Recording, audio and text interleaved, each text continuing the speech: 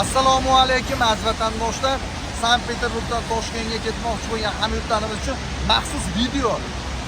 Sizlar uchun отдельно chiqaryapmiz. Sankt-Peterburgdan Toshkentga ketib adashib qolayotgan aziz vatandoshlar uchun maxsus video.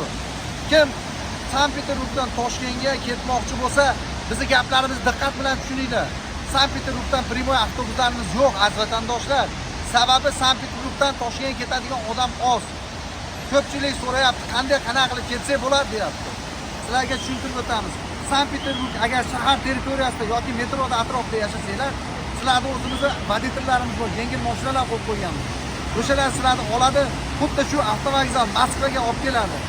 Moskvadan keyin primoy shunaqa sifatli avtobuslarga o'tirib, Toshkent primoy Sobir Rahimov avtovokzaliga jo'natamiz. Aziz vatandoshlar, tanlovda adashmanglar. Videolarimiz keng tarqalishi uchun bitta like bosib, partiyaga bosib qo'yamiz. Sizlardan hech ko'p narsa so'ramayapmiz. Faqat like partiyaga. Adil qilamiz yaqinlarga. Sog' bo'linglar, salomat bo'linglar.